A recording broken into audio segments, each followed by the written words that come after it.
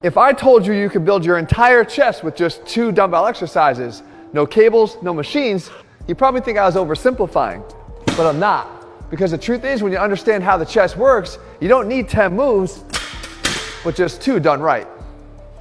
And it starts by choosing the right dumbbells. And you're actually gonna need 2 pairs to do these 2 different exercises, one heavier and one lighter. And this lighter pair is gonna serve a very important purpose. You're gonna wanna use about 30 to 50% of the weight that you're gonna use for the heavier set of dumbbells. These lighter dumbbells, we'll get back to in a minute. That heavier pair of dumbbells is being used for the first exercise.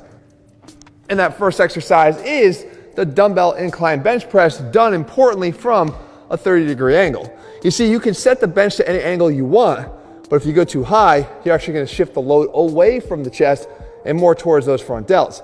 Now, if you're used to bench pressing with a barbell, it could be very uncomfortable because your hands are forced into a more internally rotated position just to grab the bar.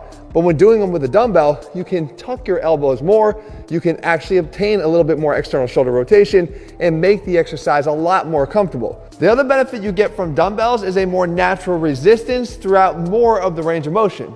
When your arms are fixed in place on a bar, you don't get as much resisted adduction of the arm across the chest, because the arm is basically just fixed in one place. But the dumbbell can move freely towards the midline, ultimately losing its force at the top, but you still get more resistance and it makes the exercise more effective for a lot of people. Now here's where those lighter dumbbells come in.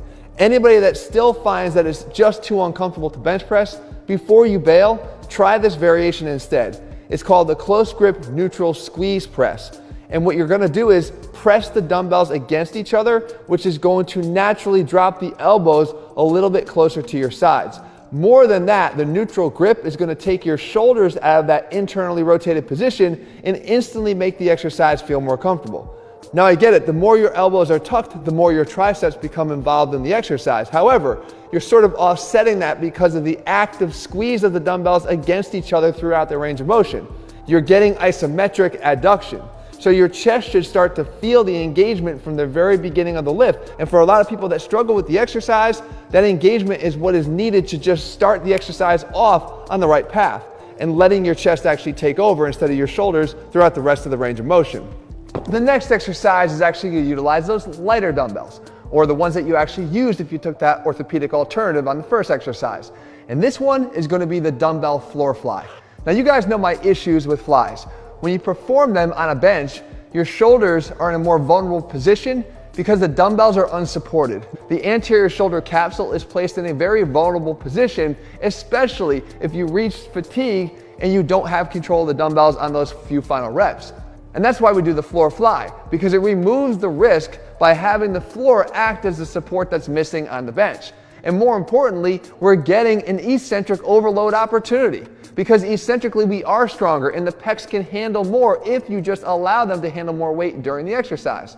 This exercise will allow you to get a great stretch overload, again with that safety built in from the floor and not compromised. And what most people will find when they switch to this version is better gains for that very reason. More eccentric overload, higher tension being handled.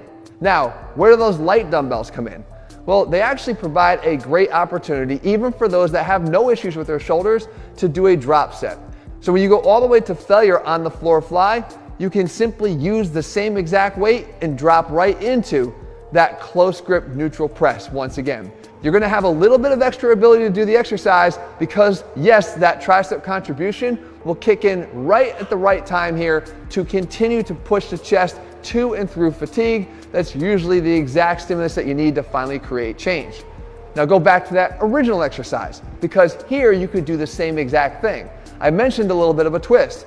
You can do the dumbbell incline bench press with the weight that you would use for 8 to 10 reps all the way to failure, and then grab that second pair of dumbbells that you already set aside, that's about 30 to 50% lighter, and go immediately into a drop set of that same neutral grip squeeze press. And if you really want to make this video useful, guys, there's one more thing you can do. You can program this simply as one straight drop set. So you can go from using your heavy weight on the dumbbell incline press done at 30 degrees, go right into that dumbbell squeeze press from that neutral position, take it down to the floor, Do your floor flies, and if you have anything left over, of course, you could try a couple more reps at the very end in one big giant set. But the beauty about this is that just 2 exercises are needed, and they're going to hit all the major functions of the chest and help you to grow yours.